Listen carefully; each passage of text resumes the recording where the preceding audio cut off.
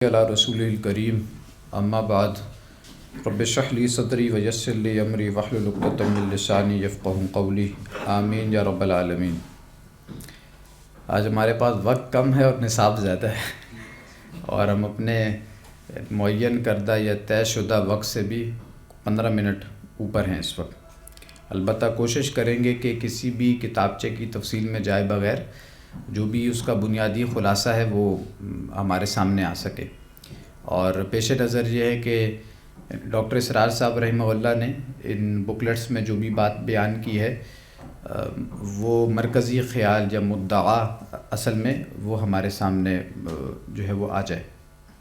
البتہ یہ کہ بعض جگہوں پر ظاہر بات ہے کہ پڑھنے کی ضرورت پڑتی ہے، تو ان جگہوں کا انشاءاللہ مطالعہ بھی مفید رہے گا۔ ایک بات اصولی طور پر یہ پہلے سمجھنی چاہیے، اور وہ یہ ہے کہ یہ جو فکری نکات ہیں یا جو فکر ہے، یہ فکر کوئی الٹپ نہیں ہے، اس کا ایک پورا بیک گراؤنڈ ہے، پورا پس منظر ہے۔ وہ جب ابھی مطالعہ شروع کریں گے انشاءاللہ تو وہ بات بھی سامنے آ جائے گی۔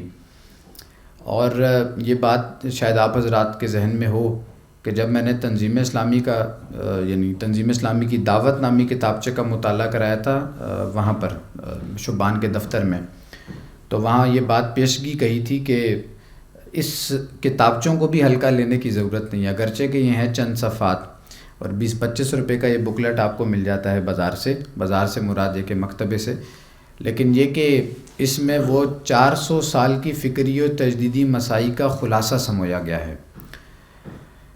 اور اس کی اہمیت اس قدر ہے کہ ہمارا نقطہ نظر اس حوالے سے یہ ہے کہ اس پاکستان کی جو نیا ہے، جو کشتی ہے جس بھنور میں پھنس چکی ہے، اس کو نکالنے والی شے وہ ہے کہ جو ان کتابچوں میں موجود ہے، وہ فکر ہے۔ اس کے بغیر یہ پاکستان کی جو نیا ہے وہ اس بھنور سے نہیں نکل سکتی۔ اور دوسری بات یہ اس سے آگے بڑھ کر وہ یہ ہے کہ امت مسلمہ کی کشتی جس گرداب میں آ کر پھنسی ہے، اس کی بھی نجات صرف اور صرف اسی کام کے ساتھ وابستہ ہے جو کہ اس لٹریچر میں بیان ہوا ہے۔ اور اس سے بھی آگے بڑھ کر پوری نوع انسانی جس نظام عدل اجتماعی کی متلاشی ہے، اس کی بھی نجات اور فلاح و بہبود بھی اسی فکر کے ساتھ منسلک ہے۔ یہ ہمارا ماننا ہے اور اسی بات کو لے کر ہم چل رہے ہیں۔ تو ان کتابچوں کو پڑھتے ہوئے یہ سارا بیک گراؤنڈ میں ضرور رکھنا چاہیے کہ اس لٹریچر کی کتنی اہمیت ہے، اور یہ کہ حقیقت یہ ہے کہ وہ خزانے پر سانپ بن کر بیٹھنے والی بات یہ جو کہ ہم خود اس فکر کے ساتھ کرتے ہیں۔ خدا کر کے اب کچھ اللہ کا شکر ہے کہ کچھ توجہ اس جانب ہوئی ہے، اور کچھ التفات الحمدللہ رفقا کا بھی پیدا ہوا ہے۔ اس پر جتنا اللہ کا شکر ادا کیا جائے کم ہے، لیکن یہ کہ اس کو مضبوطی سے اب تھام کر رکھنے کی ضرورت ہے۔ اسی کے ساتھ ہی اب میں جوڑوں اور میں اسی ترتیب سے چلوں گا جو ان کتابچوں کے درمیان لنک ہے، اسی ترتیب سے انشاءاللہ تعالی چلیں گے۔ اور میں آغاز کر رہا ہوں تنظیم اسلامی کا تاریخی پس منظر اس کتاب سے۔ اور اب یہ شروع میں کیوں ہے، شروع میں اس کو کیوں لے کر آیا ہوں، یا یہ کہ لٹریچر میں شروع میں ہم نے اس کو کیوں رکھا ہے۔ غالب کا وہ شعر ہے نا کہ ریختہ کہ صرف تم ہی استاد نہیں ہو غالب، سنا ہے پہلے زمانے میں کوئی میر بھی تھا۔ تو صرف ہم ہی امت مسلمہ نہیں ہیں، ہم سے پہلے بھی ایک امت مسلمہ گزری ہے، اس کا بڑا شاندار ماضی گزرا ہے، اور وہ اللہ تعالیٰ کی چہیتی امت تھی۔ یا بنی اسرائیل اذکروا نعمتی التی انعمت علیکم وانی فضلتکم علی العالمین، جہان والوں پر اللہ تعالیٰ نے فضیلت عطا کی تھی۔ وہ ایسی اللہ تعالیٰ کی چہیتی قوم تھی، ایسی امت تھی اللہ تعالیٰ کی چہیتی کہ جن کو کھانے کو کچھ میسر اگر نہیں ہے تو رات کو سوئیں اور صبح من و سلوہ آسمان سے یعنی تر و تازہ کھانا وہ نازل ہو گیا۔ اور پھر یہ کہ اگر کسی جگہ پر رستہ ہے، کچھ چل رہے ہیں، اور یہ کہ دھوپ ہے تو ابر کا سایہ ہو گیا، یعنی بادلوں نے سایہ کر دیا۔ اور پھر یہ کہ کسی جگہ پر پیاس لگی ہے اور پانی نہیں ہے تو فانفجرت منہ اثنتا عشرۃ عینہ، یعنی وہ موسیٰ علیہ السلام نے عصا مارا اور 12 چشمے پھوٹ پڑے، یعنی ایک بھی نہیں، 12 قومیں تھیں نا، 12 قبیلوں کو ملا کر وہ ایک قوم تھی۔ تو اس قدر اللہ تعالیٰ کا انعام، اللہ تعالیٰ کی کرم نوازی کہ 12 چشمے اللہ تعالیٰ نے اس میں سے پھوڑ دیے کہ آپس میں جھگڑے نہ۔ پھر یہ کہ انہی کے سامنے اللہ تعالیٰ نے ان کے ازلی دشمن یعنی فرعون کو غرق کیا. یعنی اندازہ لگائے نا کہ موسیٰ علیہ السلام قوم کو لے کر نکلے ہیں. پہلے نمبر پہ تو بات یہ موسیٰ علیہ السلام کی پلاننگ کا اندازہ لگائیں. یہ اس وقت کوئی واٹس ایپ نہیں تھا کہ انٹرنیٹ کے ذریعے کوئی اطلاع دے دی جاتی. 6 لاکھ بنی اسرائیلیوں کو لے کر وہ اللہ کا بندہ نکلا ہے یعنی فرعون کے چنگل سے, اور فرعون کو کان و کان خبر تک نہیں ہوئی. کو پلاننگ کا اندازہ لگا نا, کیا ماسٹر پلاننگ ہے موسیٰ علیہ السلام کی.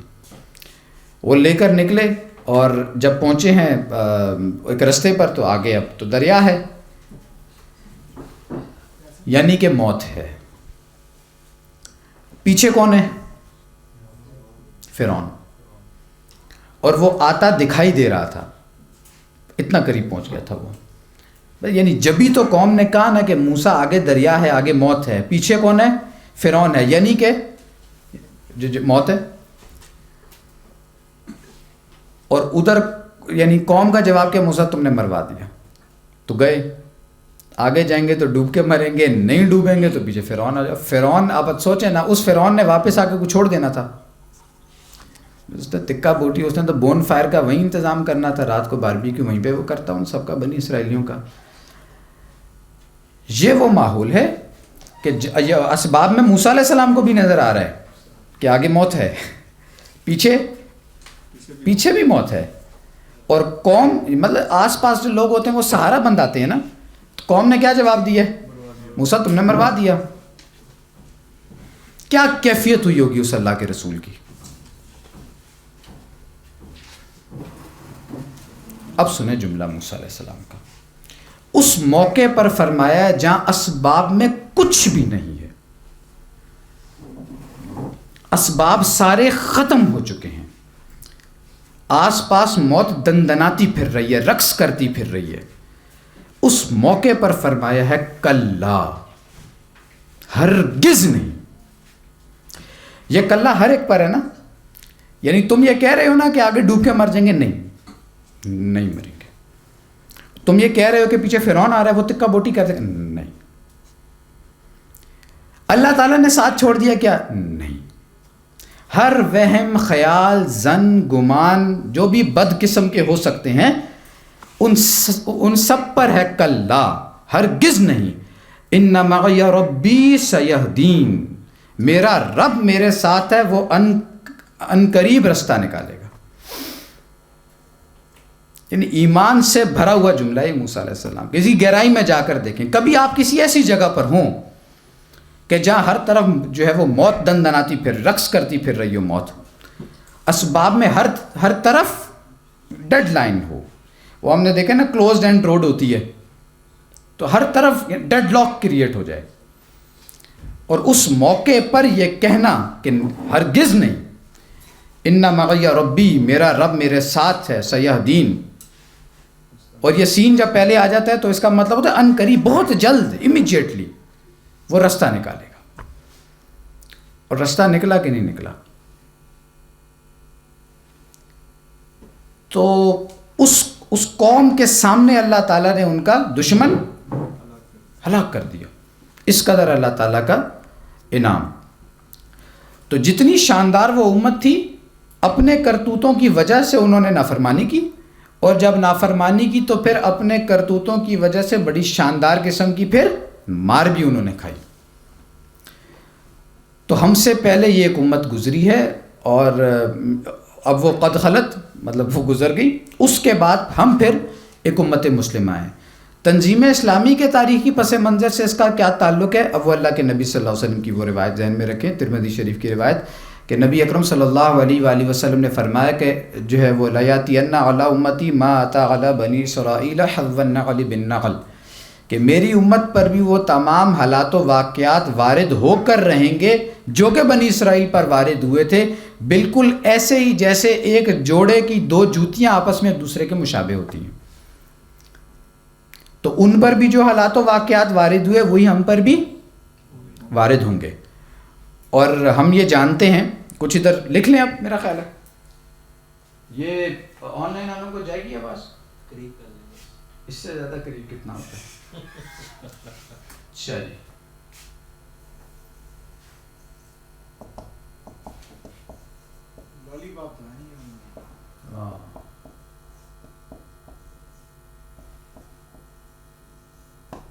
تنظیم اسلامی کا تاریخی پس منظر، اس میں شروع بات ہو رہی ہے سابقہ امت مسلمہ سے. سابقہ امت مسلمہ کون سی ہے جی؟ بنی اسرائیل. کوئی یاد ہے کہ کوئی یہ قوم سے امت کب بنی ہے، یا چلے قوم کب بنی ہے یہ بتائیں. نہیں، قوم تو اس وقت نہیں بنی. بنی اسرائیل قوم کب بنی ہے؟ جب نکل گئے ہیں اللہ کے نبی کے ساتھ، وہ فرعون مارا گیا اور یہ آگے نکل گئے. یہ شروع کہاں سے ہو رہی ہے؟ کچھ چلیں وہاں سے کر لیتے ہیں. یعنی ابراہیم علیہ السلام ہے. ابراہیم علیہ السلام کے بڑے صاحبزادے ہیں اسحاق علیہ السلام، چھوٹے صاحبزادے ہیں اسماعیل علیہ السلام. اسماعیل علیہ السلام سے کے بعد کوئی نبی نہیں آیا تاں کہ اللہ کے رسول صلی اللہ علیہ وسلم تشریف لائے. 2500 سال کا یہ فصل ہے. اسحاق علیہ السلام کے بیٹے ہیں یعقوب علیہ السلام، اور یعقوب علیہ السلام کا لقب تھا اسرائیل. اسرائیل عبرانی زبان میں کہتے ہیں اسرا یعنی غلام کو، یعنی جو بھی سرونٹ ہوتا ہے، بندہ ہوتا ہے، اور ایل کہتے ہیں اللہ کو. تو اسرائیل اللہ کا بندہ. اور یعقوب علیہ السلام کے کتنے بیٹے تھے؟ 12 بیٹوں میں سے ایک تھے یوسف علیہ السلام اور بنیامین. وہ سارا سورہ یوسف میں جو قصہ آیا ہے. پھر اللہ تعالیٰ نے، یہ تو آباد تھے نا مصر میں، فلسطین میں، تو وہاں سے پھر اللہ تعالیٰ نے کہاں پہنچایا؟ مصر. وہ سارا واقعہ آپ لوگوں کے ذہن میں ہے. اس کو چھوڑتے ہوئے مصر میں جب یہ 12 بھائی جب یعنی وہ پہنچے اور ان کی حکومت قائم ہوگی وہاں پر، تو پھر انہی کی نسل ہے کہ جو آگے بڑھی ہے. آس پاس کے جو قبائل تھے، 300 سال کا یہ فصل ہے درمیان میں، یہ وقت گزرا ہے، اور آس پاس کے جو قبائل تھے انہوں نے پھر اٹیک کیا مصر پر اور پھر حکومت قائم کر لی. اب یہ فرعون ہے. یہ قطبی ہیں، یہ فراعنہ ہیں اس زمانے کے فرعون. اور جب موسیٰ علیہ السلام تشریف لائیں تو موسیٰ علیہ السلام اور یوسف علیہ السلام کے درمیان فصل جو ہے وہ 300 سال کا ہے. جبھی اسی اعتبار سے اس کو ڈفرینشیٹ کیا جاتا ہے. اور موسیٰ علیہ السلام جب آئے ہیں تو اب یہ قوم بنی اسرائیل ہے جو کہ غلام کس کی ہے؟ فرعون کی. اور اس وقت ان کی تعداد کم و بیش 6 لاکھ ہے. اور یہاں پر اللہ تعالیٰ نے حکمران بنا کر بھیجا ہے موسیٰ علیہ السلام کو. موسیٰ علیہ السلام کی 2 حیثیتیں تھیں.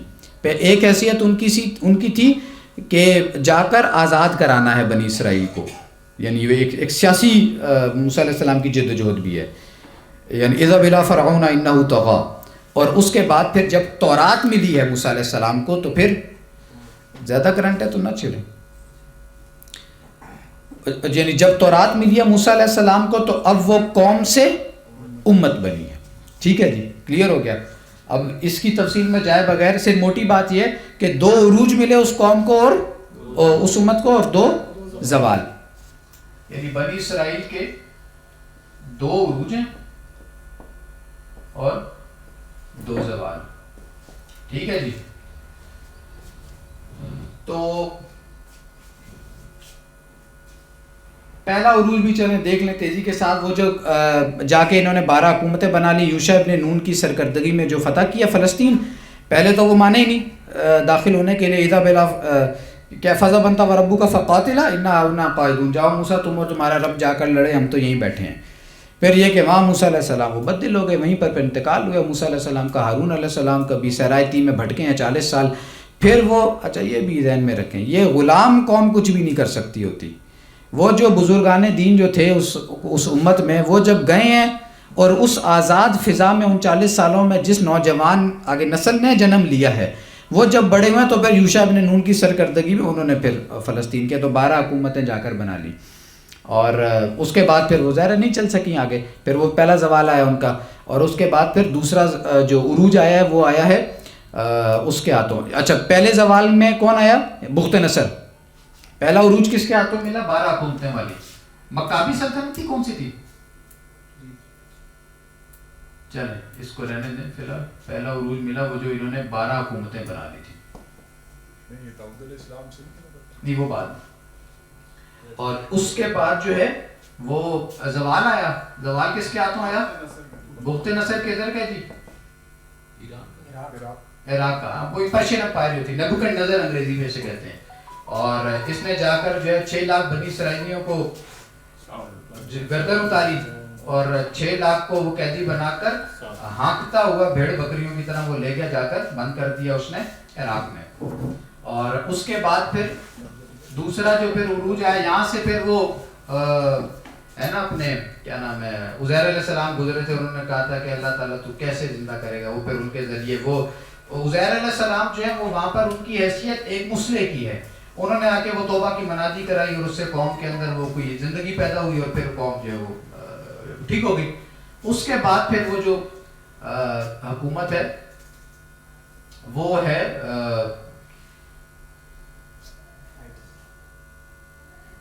ذہن سے سوچنے کے لیے بار چھوڑیں. یہ پہلا بلکہ یہ زوال ہے نا، یہ عروج نہیں دونوں، اس میں عروج زوال. بارہ دوسرے زوال سے فائد کر کے امت مسلمہ کی طرف آتے ہیں، آج والی امت مسلمہ جو ہے. اور ان کا جو دوسرا زوال آیا وہ آیا جو تھا یہ ٹائٹس رومی سن 70 عیسوی میں آ کے اس نے ایک دن میں 1,33,000 یہودی قتل کیے، اور پھر یہ کہ جو بھی بنایا تھا سیکنڈ ٹیمپل آف سولومن وہ بھی جو ہے مسمار کر دیا. اور اس کے بعد پھر یہ ہے کہ جی سر داؤد علیہ السلام کی پہلے ٹھیک ہے، دوسرا وہ والا ٹھیک ہے، اس کو کر دیتے ہیں تبدیل.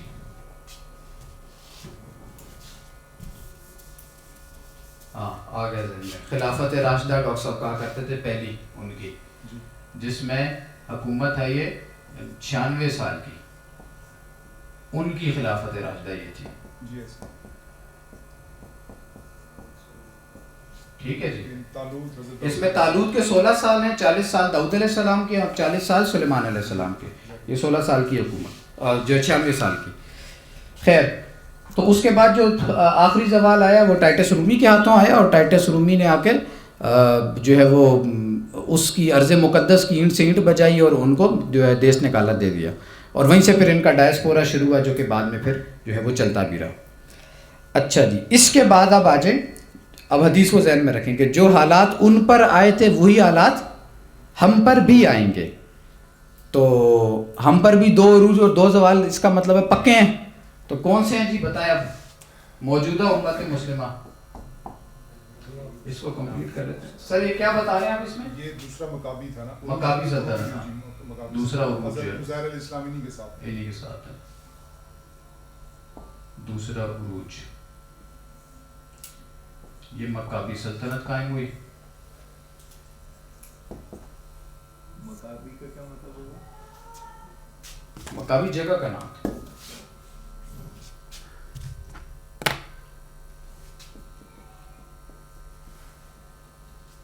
اور یہ جو زوال آیا ہے یہ ٹائٹس رومی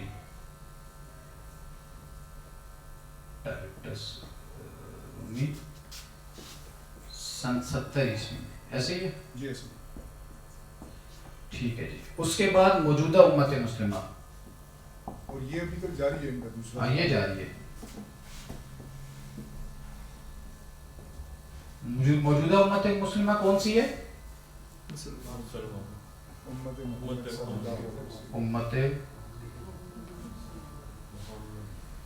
امت محمدیہ. یہ بھی ایک ویسے فرق ہے، امت محمدیہ میں جو ہے نا وہ ساری انسانیت شمار ہوتی ہے. تو اس کو کیا لکھیں؟ اس کو امت مسلمہ ہی لکھ لیتے ہیں. چلو یہ ٹھیک ہے. ٹھیک ہے جی. تو اس کا آوازیں، اس کا پہلا عروج کس کے ہاتھوں ہے؟ عربوں کے ہاتھوں. اور اس کا مطلب کیا ہے؟ خلافت راشدہ. یہ کتنا عرصہ چلی ہے جی؟ 30 سال.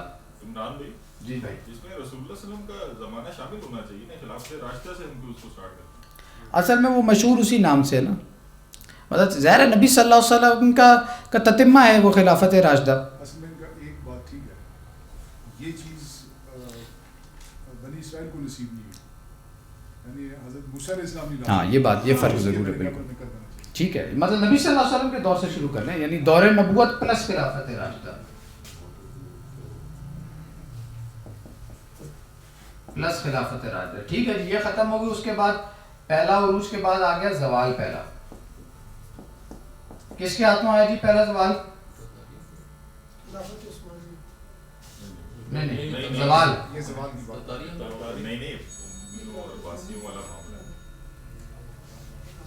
تاکہ بھی بتائیں نا پہلا زوال کس کے ہاتھوں آیا؟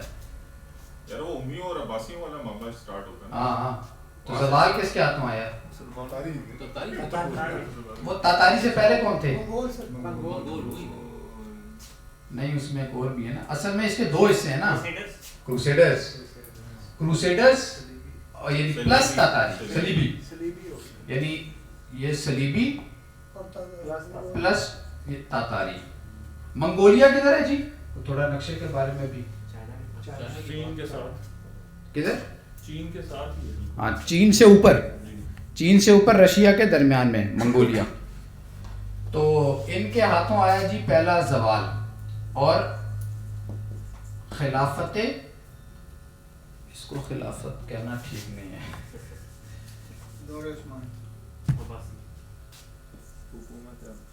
سلطنت عباسیہ کا اختتام ہوا. آخری خلیفہ کون سا تھا؟ مستعصم باللہ. مستعصم باللہ آخری خلیفہ تھا, اور مستعصم باللہ کو جب قتل کیا ہے تو ایک اس کو بوری میں بند کر کے یعنی تاتاریوں نے, اور اس کے اوپر وہ بوری بند کر کے چھوڑ دی, اس کے اوپر گھوڑے دوڑا دیے تھے. اور لکھا ہے کسی نے, ذہن سے نام نکل گیا, کہ مستعصم باللہ کے مرنے پر اس کی جس بہیمانہ طریقے سے اسے قتل کیا گیا ہے, اس پر اگر آسمان بھی خون کے آنسو روتا ہے تو بجا ہے. مسلمان شاعر نے کچھ شعر کہا ہے. امام احمد بن حنبل احمد ابن حنبل تو گزر گئے. ان کو کس نے سزا دی تھی؟ وہ کون سے خلیفہ ہے؟ وہ تو دور بہت پرانا دور ہے, مطلب یہ کوئی 286 ہجری کے آس پاس کی بات ہے. خلافت جا کر ختم ہو رہی ہے کوئی 656 میں. بنو امیہ کا دور وہ بنو امیہ کا نہیں, بنو امیہ کا نہیں, بنو عباس کا دور. عباس اصل میں اموی دور ختم ہو گیا نا 92 ہجری میں, اس کے بعد شروع ہوا عباسی دور. یہ پھر چلا آگے 560 سال حکومت رہی ہے عباسیوں کی. دوسرا عروج یہ کس کے ہاتھوں ہوا جی؟ ترکوں کے ہاتھوں. وہی جو تاتاری تھے جنہوں نے آگے لگائی پھینٹی شنٹی, تو کہتے ہیں کہ چنگیز خان کا بیٹا ہلاکو خان, اور ہلاکو خان کا پوتا جو ہے وہ کہتے ہیں کہ مسلمان اسلام لے آیا تھا. واللہ عالم کیا حقیقت ہے اس میں. بہرحال تو دوسرا عروج جو ہے وہ پھر ملا ہے ترکوں کے, ترک کر لیتے ہیں اس کو.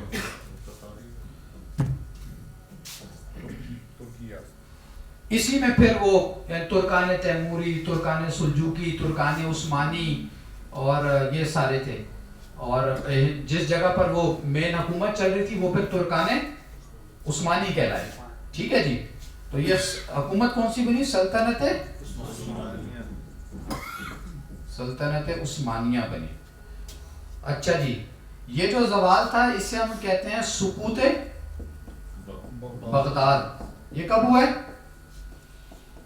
1258.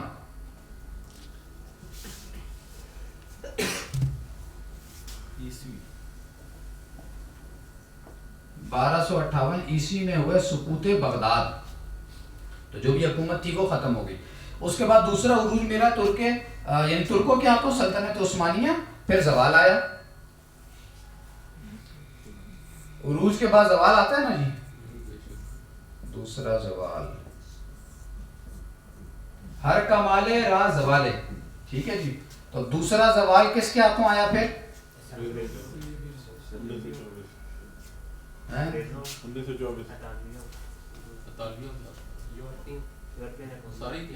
ہاں یہ زیادہ یورپی اقوام زیادہ بہتر لفظ ہے. اور پیچھے اصل میں جائے نا تو یہ برٹشرز ہیں, اور یہ برٹشرز پیچھے سے کون ہیں؟ اشکنازیز ہیں. اور اشکنازیز کہاں سے آئے ہیں؟ یہ وہ خزارین ٹرائب ہے, یعنی جسے وہ لکھی ہے نا کس نے کتاب دی 13th ٹرائب. یہ خزارہ جگہ ہے کوکیشین ماؤنٹین کے آس پاس. پتہ نہیں وہ آذربائیجان ہے کہ ترکمانستان ہے, یہ نام بھی ایک جیسے ہیں سارے. اس کے ساتھ ہی جو کوکیشین ماؤنٹین کا جو حصہ ہے اسی جگہ پر یہ خزاریان ٹرائب ہے. یہی بعد میں برٹشرز بنے اشکنازی, انہی کا ہی ایک طبقہ نیچے آ کے اس نے یہودیوں کی دو قسمیں نا, ایک اسپیریڈم جیوز ہیں یعنی جو کہ نسلی یہودی ہیں, اور یہودیوں کا نسل کس سے چلتا ہے؟ نہیں جو نسل چلتی ہے ان کی آگے. ایک تو ان کا مذہب نسلی مذہب ہے, ٹھیک ہے, وہ کوئی آفاقی مذہب نہیں ہے, وہ صرف انہی تک محدود ہے. اور نمبر دو, وہ نسل کس سے چلتی ہے؟ ماں سے چلتی ہے, باپ سے نہیں چلتی ان کے ہاں. تو وہ اسی لیے دائرہ کاری بہت محدود سا ہے. تو نسلی یہودی جو ہیں وہ اسپیریڈم جیوز کہلاتے ہیں. اور ایک یہودی جو کنورٹڈ جیوز ہیں, ویسے تو کنورٹڈ ہو ہی نہیں سکتے وہاں پر, لیکن بس یہ بھی ایک آفت ہے نا جی, ہاں جعلی یہودی, مطلب یہ ان کے یہاں بھی اشتہاد ہوئے. تو یہ کنورٹڈ جیوز ہیں جنہیں ہم اشکنازیز جیوز کہتے ہیں. یہ جو اس وقت دنیا میں دندناتے پھر رہے ہیں یہ سارے ہوئے ہیں. یہ ایریل کیا نام تھا اس کا اسرائیل کے پرائمری, یہ اسرائیلی سارے ہوئی ہیں, ٹھیک ہے جی. نہیں وہ اس سے پہلے وہ مشہور جو تھا کوڈا سا, ہاں ایریل شیرون, تو وہ بھی ہوئی تھا, اور بن گوریان ہوئی تھا. یہ سارے کنورٹڈ جیوز ہیں. یہی پیچھے سے برٹشرز ہیں. اس وقت جو راج ہے دنیا پر وہ ان برٹشرز کا ہے. امریکہ میں کون گئے؟ یہی اصل امریکنز تو کالے ہیں, تو اس وقت تو امریکنز گورے ہیں, وہ ہیں سارے یہ. امریکہ کس نے فتح کیا تھا جی؟ کولمبس نے. تو وہ کھیپ یہاں سے لے گیا تھا کشتیوں میں بھر کے, اس کو بھی راستہ دکھانے والے مسلمان تھے جن کو پھر اس نے رہا کر دیا تھا. جی اچھا جی, تو دوسرا جو زوال آیا وہ آیا کیا یورپینز کو کیا اردو میں بولیں گے؟ یورپینز ہی بولیں گے, یہ بھی ٹھیک ہے, برطانوی سامراج کہنے چلیں,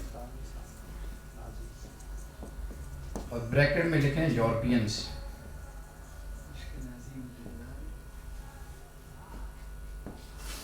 ٹھیک ہے جی.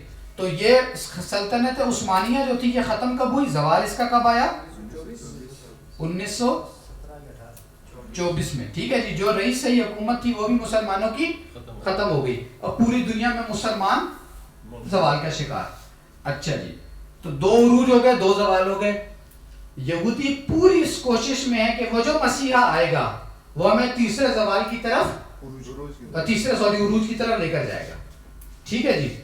اور ہم صرف محض انتظار میں نہیں ہیں, بلکہ ہمارے پاس نبی صلی اللہ علیہ وسلم کی پروفیسیز ہیں, ہمارے پاس پیشین گوئی ہیں آپ صلی اللہ علیہ وسلم کی, اور ہمارا ماننا یہ کہ وہ صادق المصدوق, آپ صلی اللہ علیہ وسلم سے زیادہ سچا دنیا میں کوئی نہیں ہے. تو اب مسلمانوں کا ہے تیسرا عروج. ٹھیک ہے جی. اس کا آغاز اب کہاں سے ہوا ہے, یہ ہے اصل بات. عروج کا آغاز ہو گیا؟ جی ہو گیا بالکل. تیسرا عروج, تو تیسرے عروج کا آغاز ہو چکا ہے. اور یہ کہاں سے ہوا ہے آغاز؟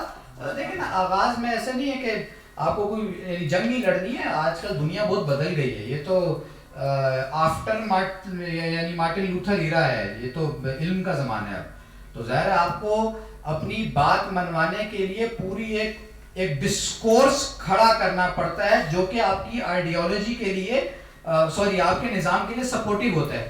آج اگر ڈیموکریسی کے اوپر ہم اگر تنقید کرتے ہیں نا, تو جواب جو ہے وہ اوباما اگر جواب دے یا جو بائیڈن جواب دے, یا وہ جو جسٹن ٹروڈو ہے وہ جواب دے, یا کوئی اور جواب دے, اس جواب کی کوئی وقت نہیں ہے. وہ جواب آتا ہے وہاں کی کالجز اور یونیورسٹیز سے, وہاں کے علمی اداروں سے. وہ ڈسکورس کھڑا کرتے ہیں, وہ بتاتے ہیں آپ کو کہ نہیں بھئی ہمارا نظام ٹھیک ہے. تو اسلام کے اوپر بھی اگر کوئی حملہ آور ہوگا تو اس کا جواب کہاں سے آئے گا؟ مسلمانوں نے دینا ہے نا. تو اس کے لیے آپ کو آج کل کے جو علم کا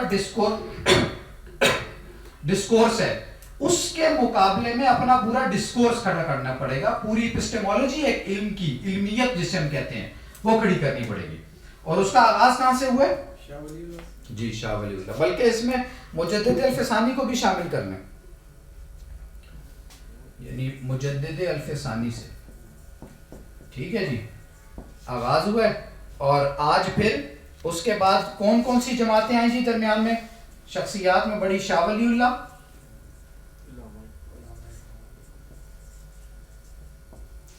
اور علامہ اقبال. اب جماعتوں پہ آ جائیں، وہ اب باقی شخصیات ادھر کور ہو جائیں گی. یعنی جماعت اسلامی،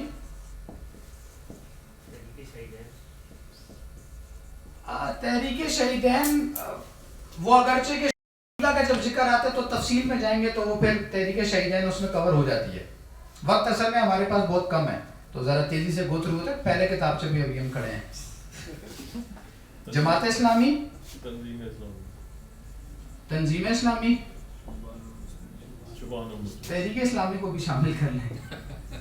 اصل میں وہ بھی نکلے تو ادھر سے ہی ہے نا، لیٹ 80s میں نکلے تھے نعیم صدیقی صاحب، اور وہ پھر تحریک اسلامی انہوں نے بنائی تھی ارلی 90s میں. اس میں یہ حزب التحریر وغیرہ بھی شامل ہوں گے؟ حزب التحریر اصل میں جو آحیائی فکر ہے نا ہمارا، اس میں حزب التحریر کی جگہ اس اعتبار سے تو ضرور بنتی ہے کہ وہ خلافت کا ایک نام لے رہے ہیں. ان لوگوں کو کانفیڈنس کس نے پرووائڈ کیا ہے؟ یہ دنیا میں اپنی بات کہنے کا کانفیڈنس آخر کس نے پرووائڈ کیا ہے نا؟ وہ کون ہے؟ مولانا مودودی نہیں، ابو الکلام. سید قطب. سید قطب کو کے پاس فکر کہاں سے آیا ہے؟ مودودی صاحب سے. میں نے مفتی ہوں والا آپ کو بس کافر اور نہیں، ہمیں ادھر تھوڑی منطق بھی سمجھانی پڑتی ہے نا، لنک قائم کرنا پڑتا ہے، اس کے بغیر وہ بات بنتی نہیں ہے. تحریک اسلامی اور اس میں پھر اور اس طرح پھر اور بڑی ساری جماعتیں ہو جائیں گی، وہ پھر تفصیل میں جانے کا وقت نہیں ہے. اور تا آ کے شبان المسلمین. تو یہ ہے جی تیسرا عروج کی جانب پیش قدمی، اور اس کی تفصیل میں جائیں گے تو یہ اپنی جگہ پر کوئی ایک 10 گھنٹے کی بحث ہے. بہرحال تو یہ ہے سابقہ اور موجودہ امت مسلمہ کا کچھ ماضی حال اور مستقبل کی ایک جھلک.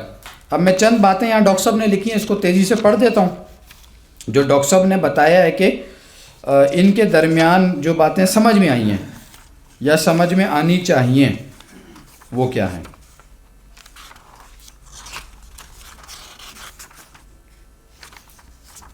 کدھر گیا؟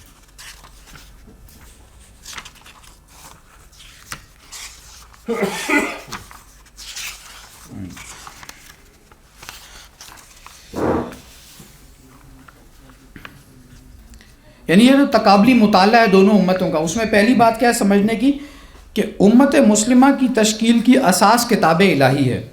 یہی وجہ ہے کہ تاریخ بنی اسرائیل کا آغاز تورات کے حوالے سے کیا گیا، اور بحیثیت امت مسلمہ ان کے دور کے اختتام، ان کے دور کے خاتمے، اور نئی امت مسلمہ یعنی امت محمد صلی اللہ علیہ وآلہ وسلم کے دور کے آغاز کا اعلان قرآن کے حوالے سے کیا گیا. یعنی امت کب بنتی ہے؟ جب وہ حامل کتاب ہوتی ہے. دوسری بات، امت محمد صلی اللہ علیہ وآلہ وسلم دونوں قبلوں کی متولی بنا دی گئی. چنانچہ سورہ بنی اسرائیل کا آغاز حضور صلی اللہ علیہ وسلم کے سفر معراج کے پہلے اور زمینی حصے یعنی مسجد حرام سے مسجد اقصیٰ تک کے ذکر سے کیا گیا. ٹھیک ہے جی. دونوں قبلوں کی اب وارث کون ہے؟ امت مسلمہ. امت مسلمہ یعنی محمدیہ صلی اللہ علیہ وآلہ وسلم. تیسرے نمبر پہ کتاب اللہ کی تعلیم کا لب لباب توحید ہے، اور توحید کا خلاصہ یہ ہے کہ توکل اللہ کے سوا اور کسی ہستی یا چیز پر نہ رہے. اللہ تتخذوا من دونی وکیلا، کہ اللہ تعالیٰ کے علاوہ کسی دوسرے کو وکیل اپنا مددگار وہ نہیں بنانا. نمبر 4، امت محمد صلی اللہ علیہ وسلم کے عروج اول کا دور حیات نبوی ہی میں شروع ہو گیا تھا. یہ وہی بات ہے جو اشارہ کر رہے تھے ثاقب بھائی. اس لیے کہ اللہ نے آپ صلی اللہ علیہ وسلم کے دست مبارک ہی سے انقلاب کی تکمیل کرا دی تھی، جبکہ سابقہ امت کا عروج اول اپنے رسول یعنی حضرت موسیٰ علیہ السلام اور ان کو کتاب دیے جانے کے لگ بھگ 300 سال بعد شروع ہوا. یہ وہ آگے پھر اس کی بحث ہے. 5 نمبر پہ زوال اول کے ضمن میں عذاب الہی کے کوڑے دونوں امتوں پر 2 مرحلوں میں پڑے ہیں. یعنی ان پر بھی جو پہلا زوال ہے وہ 2 حصوں میں بھی یعنی 2 حصوں میں آیا تھا. ہم پر بھی صلیبی اور تاتاری. ہاں جی، صلیبی پلس تاتاری انہی کے ذریعے سے آیا. اچھا جی. نمبر 6، سابقہ امت مسلمہ چونکہ صرف ایک قوم یعنی بنی اسرائیل پر مشتمل تھی، لہٰذا اس میں تجدید و احیاء کا کام بھی لا محالہ انہی کے ذریعے ہوا.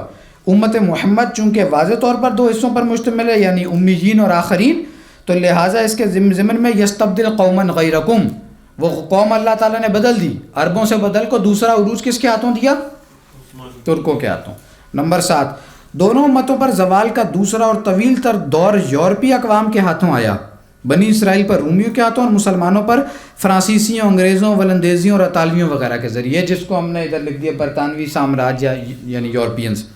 نمبر 8، بعثت محمدی کے موقع پر سابقہ امت کے لیے رحمت خداوندی کے سائے تلے آنے کا آخری موقع پیدا ہوا تھا، جسے اس نے اپنی شامات اعمال سے کھو دیا، لہٰذا ان کا دوسرا دور زوال تاحال جاری ہے، چنانچہ ان پر وَإِنْ عُدْتُمْ عُدْنَا کی وعید کا ظہور تسلسل کے ساتھ جاری رہا۔ یہ وہ سورہ بنی اسرائیل کا پیرا رکوع ہے جس کے ضمن میں ساری بات کی جا رہی ہے کہ اِنَّ هَذَا الْقُرْآنَ يَهْدِي لِلَّتِي هِيَ أَقْوَمُ۔ دیکھو اب یہ قرآن آ گیا، اب تمہیں اس کے ساتھ اپنا رشتہ استوار کرنا ہے اگر تمہیں اپنے عروج کی جانب جانا ہے۔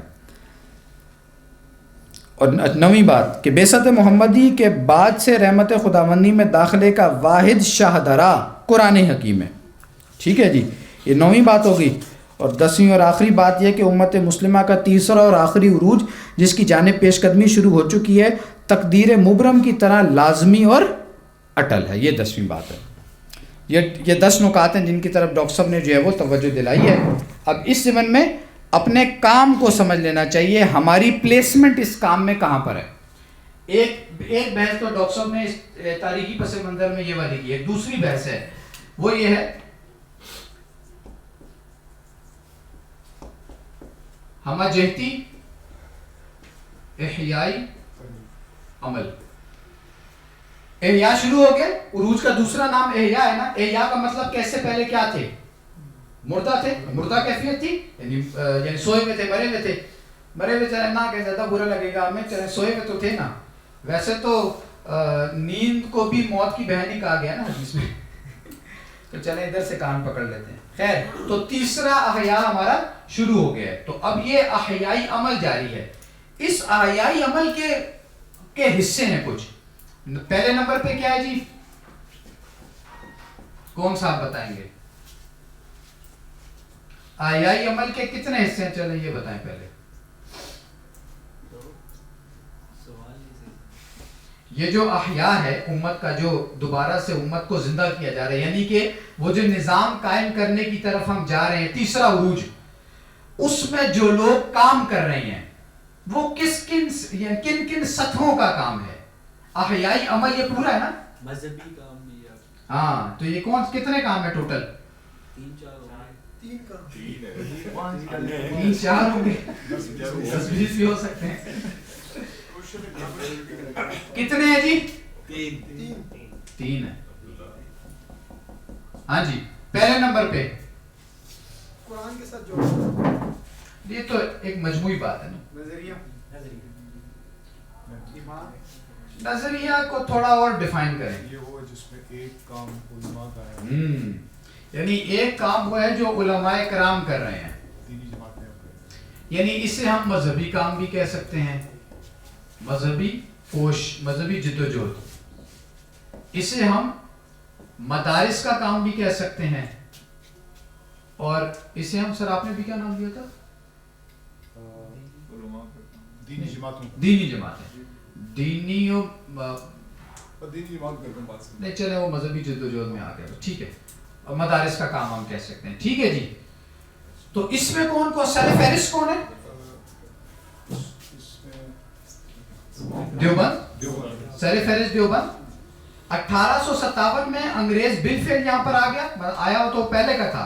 سلطان ٹیپو کی شہادت کب کی ہے؟ تاریخ آنی چاہیے بھائی، یہ تو ٹپس پہ پتہ ہونی چاہیے چیزیں۔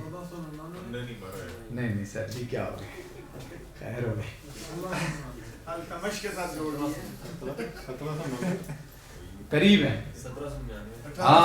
1799 میں سلطان ٹیپو کی شہادت ہے۔ 2.5 سال بعد انگریز 1802 میں دہلی پر موجود تھا۔ بہادر شاہ ظفر تو بس ایسی ایک دمی قسم کی شے تھی۔ تو بہرحال جو آخری کوشش پہ کی جنگ، جسے ہم جنگ آزادی کہتے ہیں، اسے وہ غدر کہتے ہیں، اسے وہ بغاوت کہتے ہیں، اور اس میں آخری کوشش ہوئی، اور پھر انگریز نے پورے طریقے سے یہاں پر قبضہ جما لیا۔ اس کے بعد 1867 میں علی گڑھ کا قیام ہے 1867 میں ہی اور 1867 ہی میں 63 میں نہیں ہے دیوبند؟ نہیں دیوبند کا قیام ہے. علی گڑھ بھی آغاز میں تحریک تھی, دیوبند بھی آغاز میں تحریک. یہ ایک جد و جہد ہے. اس کے تحت, اس عنوان کے تحت بریلوی, دیوبندی, اہل حدیث اور اکثر و بیشتر شیعہ حضرات بھی, بہت سارے تصوف والے متصوفین حضرات بھی اسی عنوان کے تحت ہی کام کر رہے تھے. یہ ایک بڑا ہیڈ بن گیا. دوسرے نمبر پہ آزادی کی تحریک, قومی یا آزادی کی تحریکیں. ٹھیک ہے جی, اس میں پاکستان آزاد ہو رہا ہے, ایران آزاد ہو رہا ہے, ادھر سے جو ہے وہ ترکی آزاد ہو گیا, اور باقی دنیا سے مسلمان جو بھی تھے وہ آہستہ آہستہ کر کے آزاد ہوئے. تیسرے نمبر یورپیوں سے آزادی, یورپیوں سے آزادی, یورپین سے آزادی. تیسرے نمبر پہ یہ احیائی تحریک, جی یار یہ نیشنلسٹ تحریکوں کو ہم احیاء میں کیوں شامل کرتے ہیں؟ یہ تو سچ غلبہ و اقامت پاکستان کا آزاد ہونا بھی تو ایک اس کا سچ ہے. نہیں, یہ تو پاکستان تو ایک موزانہ طور پہ بالکل ایک علیحدہ بات ہے, یہ قومی بنیادوں پہ تو نہیں تشکیل پایا. چلیں اس کے لیے مطالعہ کرنا پڑے گا. یہ تو ڈاکٹر صاحب سے پوچھنا پڑے گا. اصل میں ثاقب بھائی بات یہ ہے نا کہ اصل میں یہ چیز آدمی کے اندر وسعت پیدا کرتی ہے. ڈاکٹر صاحب کا تصور کیا ہے, وہ یہ ہے کہ ہم اس کام میں ممد و معاون نہیں ہیں, ہم اس کام میں شامل نہیں ہو رہے, لیکن مسلمانوں کا سیاسی طور پر بھی آزاد ہو جانا یہ بھی اللہ کی ایک نعمت ہے. لیکن دوسری بات یہ ہے کہ ڈاکٹر صاحب جب یہ بات کرتے ہیں نا کہ یہ ان سب باتوں کے پیچھے یا ہماری فکر کے پیچھے 400 سالہ تاریخ, اس میں ساری چیزیں اس میں ساری چیزیں ذرا شامل ہو جائیں گی. تو یہ ہے جی 3 غلبہ اقامت دین کی جد و جہد. ٹھیک ہے جی, اور یہ جد و جہد یہ جہاں پر آج ہم نے اپنے کام کو پلیس کیا ہے, ہم اس حصے میں کام کر رہے ہیں, ہم اس حصے میں شامل نہیں ہیں. ہم پی ٹی آئی میں شامل نہیں ہیں, مسلم لیگ نون میں نہیں ہے, پی پی میں نہیں ہے, یا یہ کہ اس زمانے میں آپ چلے جائیں تو کانگریس میں نہیں ہے, یا یہ کہ مسلم لیگ میں نہیں ہے. ہم ادھر مدارس میں بھی شامل نہیں ہیں, لیکن ان کے کام پر ہم اختلاف ضرور کرتے ہیں, لیکن اسے کاؤنٹر پروڈکٹیو نہیں سمجھتے. ہم سمجھتے ہیں کہ اس کی بھی اہمیت ہے. خلا کس جگہ پر ہے, اس جگہ پر. یہ کام اگر نہیں ہوگا تو ان دونوں کاموں کا کوئی فائدہ نہیں ہوگا. اور وقت نے ثابت کر دیا کہ نہیں کر دیا کہ یہ کام جب آپ نے نہیں کیا تو ان 2 کاموں کا فائدہ ہوا کوئی. مدارس کا جال آپ کے ہاں ایک سے ایک ہے, آزادی آپ نے حاصل کر لی. جب آپ کے پاس فکر ہی نہیں تھی, جب آپ کے پاس وہ تربیت یافتہ ٹیم ہی نہیں تھی, تو آپ نے کیا کیا؟ کچھ بھی نہیں کیا. تو ہمارا کام یہ والا ہے, اس جگہ پر ہم موجود ہیں. ٹھیک ہے جی, یہ تو ہو گیا ہمارا ماضی, ایک کتابچہ ہمارا ہو گیا مکمل. نمبر 2, جس جگہ پر آج ہم کھڑے ہیں اور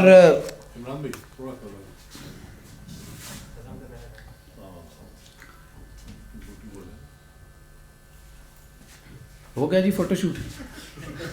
مسلمانوں کی تاریخ کا فوٹو شوٹ. یہ ہمارا اصل میں دوسرا عروج اور زوال اتوار والے دن ہے نا, اس لیے ہمارے زوال میں کیمرہ بھی.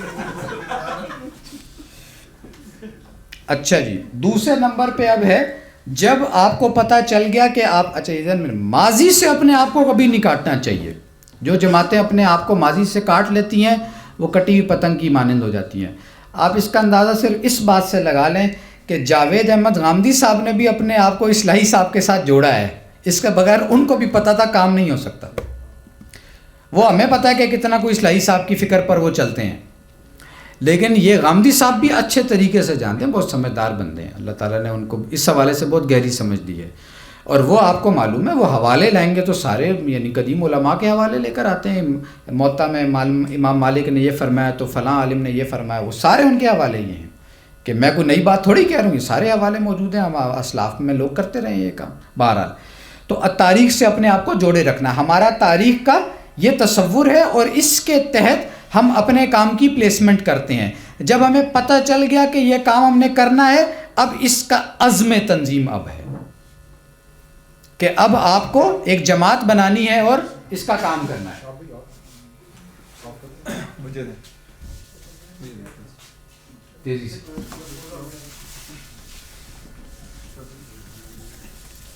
اچھا جی, عزم تنظیم میں ڈاکٹر صاحب کی یہ 1974 کی تقریر ہے, یہ ڈاکٹر صاحب کی کوئی تحریر نہیں ہے.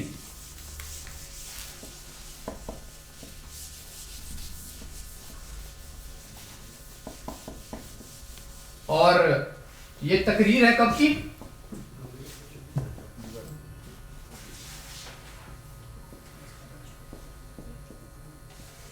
1974 ہجری نہ کوئی سمجھ گئے عیسوی ہے.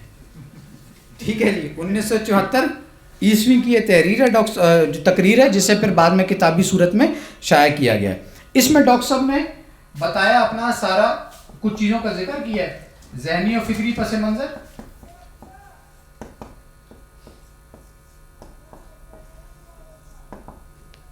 نمبر 2 ڈاکٹر صاحب نے ساری اپنی ذہنی اور فکری پس منظر میں وہ ساری بحث موجود ہے. میں نے کس سے کیا سیکھا, یہ ہوا وہ ہوا فلاں ہوا, اقبال کے ذریعے سے وہ ایک روشنائی ملی کہ آگے وہ کیا کام کرنا ہے. مودودی صاحب سے تعارف پیدا ہوا. اسی دوران جو ہے وہ ایک رات ہی میں پوری مسدس حالی پڑھ لی تھی, جو شاہنامہ اسلام پڑھ لیا تھا حالی کا, حفیظ جلندری کا. اور یہ کہ اس سارے پروسیس سے وہ پھر جو گزرے ہیں وہ سارا انہوں نے یہاں پر اس عنوان کے تحت جو ہے وہ بیان کیا ہے. دوسری چیز اس میں پھر یہ ہے کہ جمعیت و جماعت اسلامی کے ساتھ تعلق, ٹھیک ہے. تو جمعیت میں شمولیت ہو گئی تھی جب وہ قاری جی کے زمانے میں تھے, پری میڈیکل کر رہے تھے لاہور سے, اور جمعیت میں شامل ہو گئے تھے. اس کے بعد پھر یہ کہ 1951 میں آ کر 50 میں یا 50 میں غالباً یعنی کنگ ایڈورڈ میں داخلہ لے لیا, اور پھر 54 میں جو ہے وہ یعنی کنگ ایڈورڈ سے فراغت ہوئی, اور پھر پہلے وہ اپنے کالج کے ناظم بنے, اور پھر یہ کہ جو بھی پنجاب کی جمعیت کے ناظم بنے, اور پھر 1953 سے 54 کا جو سال تھا اس میں پوری جمعیت کے وہ پھر ناظم اعلیٰ رہے. اور جب یعنی ڈاکٹر بن گئے تو پھر 55 کے آغاز میں یا 54 کا غالباً اختتام ہے کہ جس میں پھر وہ شامل ہو گئے جماعت اسلامی میں باقاعدہ. اور اس کے بعد پھر جماعت اسلامی سے جمعیت و جماعت اسلامی سے وابستگی اور استعفیٰ کب دیا؟ 1957.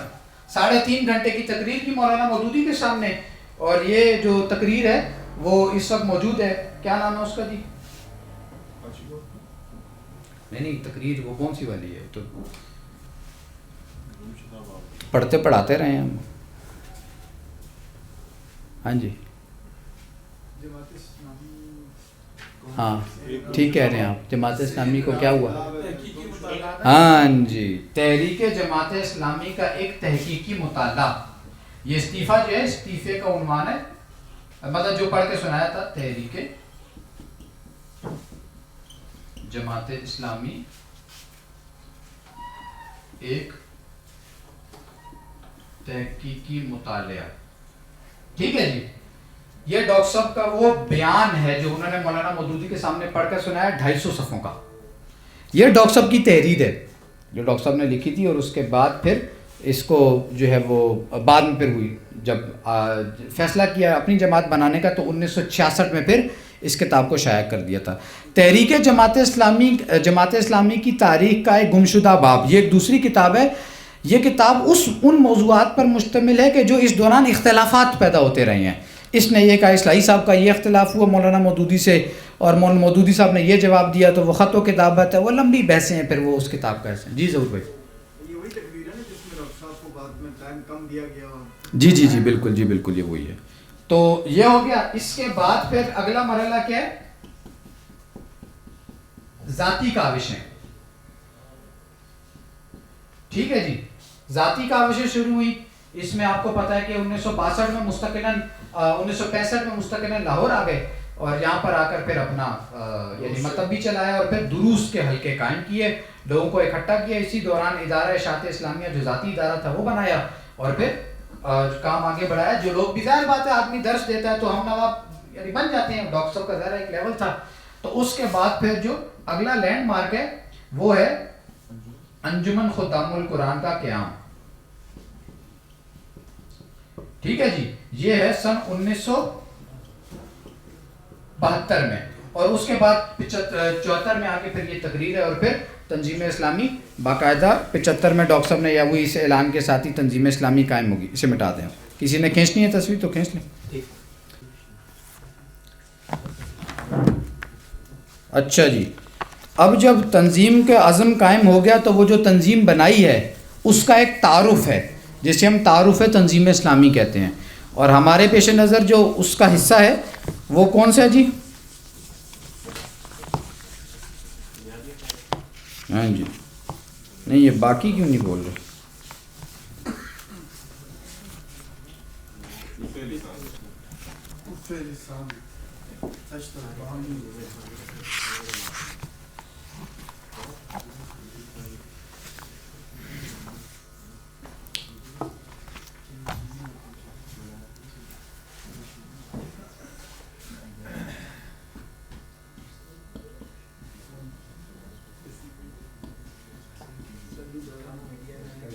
تیسرے نمبر پہ تعارف تنظیم اسلامی، اور ہمارے پاس اس کا مطالعے کا حصہ کون سا ہے؟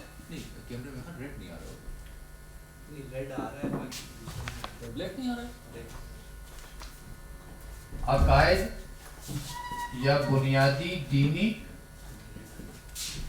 تصورات، ٹھیک ہے جی، یہ ہمارے پیش نظر ہے.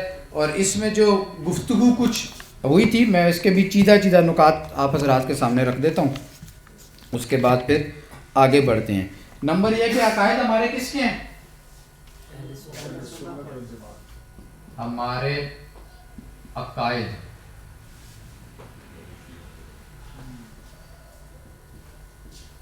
اہل سنت والجماعت والے عقائد ہیں. اور اس حوالے سے میری اگر وہ تفصیلی گفتگو جو میں نے وہاں شبان کے دفتر میں کی تھی وہ اگر مستحضر ہو تو پھر اس کی تفصیل میں جاننے کا نہ تو وقت ہے اور نہ میرا خیال ہے کوئی ضرورت ہے. ابھی موٹی بات اس میں یہ ہے کہ بعض لوگ یہ کہتے ہیں جی یہ کیا آپ اپنے آپ کو اہل سنت کے ساتھ جوڑ لیتے ہیں، تو یہ غلط بات ہے. اہل سنت والجماعت کی اصطلاح نبی صلی اللہ علیہ وسلم نے اپنی حدیث مبارکہ میں استعمال کی ہے، اور یہی وہ 73واں فرقہ ہے. وہ روایت ہے نا جس کا مفہوم یہ ہے کہ بنی اسرائیل میں 72 فرقے تھے، میری امت میں 73 ہوں گے، یہ 72 جہنم میں جائیں گے، ایک جنت میں جائے گا. تو وہی الجماع.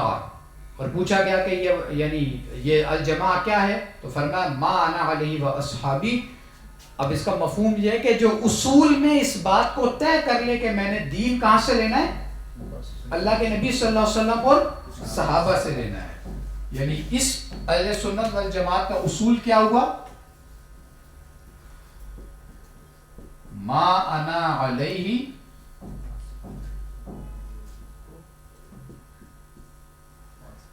و اصحابی. ٹھیک ہے جی، جو میرے اور میرے صحابہ کے طریقے پر چلتا ہوا وہ اہل سنت والجماعت میں سے ہوگا. اگرچہ کہ ہے یہ بڑا بہت تفصیل طرح موضوع ہے، اور پھر اس پہ موقع ملا تو کچھ تفصیل اس پر عرض کر دیں گے. اچھا، اس میں جو سوال ہم نے بھی پوچھا تھا پچھلی دفعہ، چلیں اس کا بھی کچھ تذکرہ ہو جائے. آگے کی بتائیں، آگے جو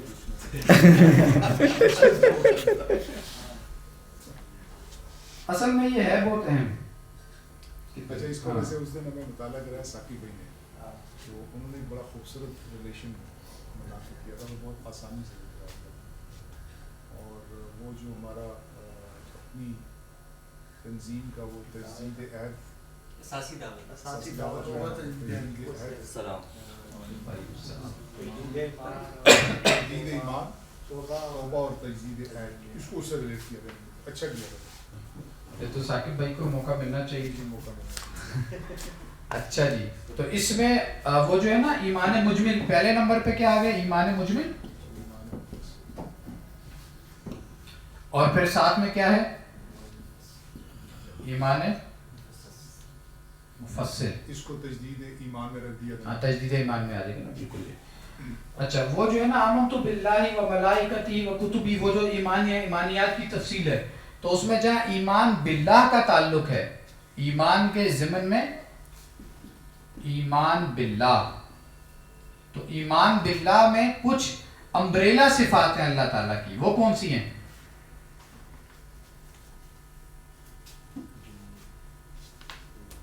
یہ یاد ہونی چاہیے. حیات، علم، قدرت، ارادہ، سمع، بصر، کلام، تکوین. حیات اللہ تعالیٰ زندہ پائندہ ہستی ہے، از خود الحی ہے نا، از خود زندہ ہے اور از خود قائم ہے. اسی طریقے سے علم اس کا ان اللہ علی یعنی واللہ بکل شیء علیم، علم اس کا پھیلا ہوا ہے. اور پھر یہ کہ قدیر، ان اللہ علی کل شیء قدیر، اسی طریقے سے پھر اس کی قدرت اور ارادہ، یعنی وہ انما امرؤ اذا اراد شیئا ان یقول له کن فیکون، جب وہ کسی کام کے کرنے کا ارادہ کرتا ہے اس سے کہتا ہے کہ ہو جا تو وہ ہو جاتی ہے. پھر سمع بصر، سنتا بھی ہے اور جو ہے وہ دیکھتا بھی ہے. پھر کلام اور آخر میں پھر تکوین. تکوین کا ہے اندازہ؟ جی تکوینی امور. ہاں، یعنی ایک آفاقی طور پر اللہ تعالیٰ کی ایک ماسٹر پلاننگ ہے کہ جو چلے جا رہی ہے، اور وہی جو ہے وہ اصل وہی ہے.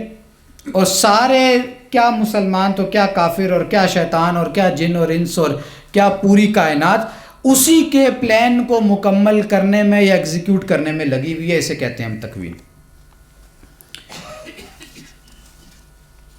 اچھا جی، اس کے ساتھ آپ دیکھ لیں تو آ جائے گا شرک، ایمان باللہ کے ساتھ شرک. جو شرک کتنے قسموں کا ہوتا ہے جی؟ خفی اور فی الذات،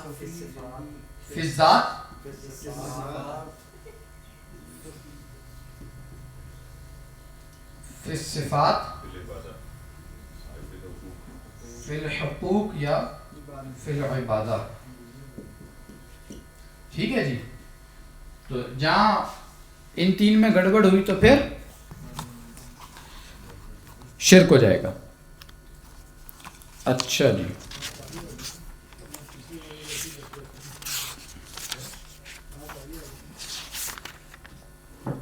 رانوی یہ اوپر سما و وزن کے ساتھ کے کلام.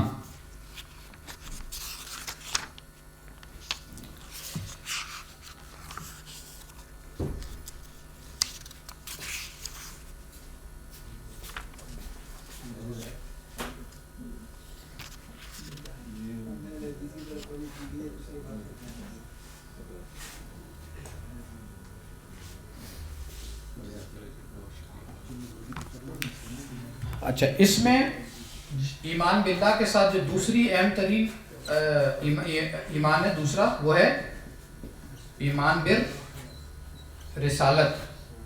اور ایمان بالرسالت کے ضمن میں نبی صلی اللہ علیہ وسلم کی کتنی حیثیتیں ہیں؟ معلم بھی ہیں، دو ہیں. پہلی خاصہ اور عامہ. عبد کامل. آپ صلی اللہ علیہ وسلم اللہ تعالیٰ کے کامل بندے ہیں، مکمل. اور اللہ تعالیٰ نے انسانوں میں کوئی کلائمیکس کی جو تخلیق ہے اللہ تعالیٰ کی، اس میں نبی اکرم صلی اللہ علیہ وسلم کی ذات اقدس کو پیدا فرمایا ہے. اور دوسری حیثیت، یعنی یہ بحیثیت انسان، اور دوسری حیثیت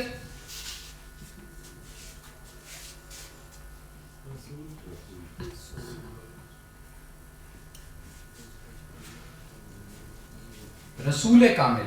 اور رسول جب ہم کہتے ہیں تو نبی اس میں شامل ہیں. ہر نبی رسول نہیں ہوتے، لیکن ہر رسول نبی ہوتے ہیں. تو یہ نبی صلی اللہ علیہ وسلم کی دوسری خاصیت ہے. اور اس کے ساتھ پھر اسی ایمان کے ضمن میں لکھ لیں تیسری شے بھی جو کہیں نہ کہیں آ رہی ہوتی ہے، اور وہ ہے کہ صحابہ سے متعلق عقیدہ. اور صحابہ سے متعلق ہمارا عقیدہ کیا ہے کہ صحابہ سارے کے سارے عدل پر تھے. صحابہ سارے کے سارے بدنیت نہیں تھے، یعنی ان میں سے جو بھی مشاجرات صحابہ کرنے چلے، اس سے مشاجرات کے ضمن میں جو عقیدہ ہے، ان میں سے ہم کسی بھی صحابی کو بدنیت نہیں سمجھتے. اجتہاد کی ہوتی ہے اس کو. اجتہادی غلطی کسی سے بھی ہو سکتی ہے، اور بس ہم اس معاملے کو ادھر تک ہی رکھ کر ہماری پالیسی کف لسان کی ہے. کف لسان کا مطلب کیا ہوتا ہے؟ کیا کہہ رہے ہیں؟ تنظیم کی پالیسی. نہیں اس قسم کی باتوں کو درمیان میں لائے, سیریس بحث میں وہ مذاق. جی سر, ان معاملات پہ بحث کی ضرورت نہیں ہے. ہاں جی سر, جو بھی دیتے ہیں چائے دیتے ہیں. تو ہمارے جو نقطہ نظر ہے وہ کف لسان کا ہے کہ صحابہ سارے کے سارے اللہ کے حضور پہنچ گئے, ان کے مابین جو بھی کوئی جھگڑے تھے اللہ جانے صحابہ جانے, ہمارے سے صحابہ کے جھگڑوں کے بارے میں کوئی سوال نہیں ہوگا. ٹھیک ہے جی. تو یہ ہے جی تعارف تنظیم اسلامی اور اس کا عقائد کے ضمن میں کچھ اس کا حصہ. باقی آخرت والا پہلو بھی ہے اس کا, اس کی پہ تفصیل میں نہیں جا رہے, وقت ہمارے پاس کم ہے اب کافی. اور جب یہ تنظیم کا تعارف حاصل ہو گیا ہے تو اب ظاہر اگلا مرحلہ اس کی دعوت کا ہے.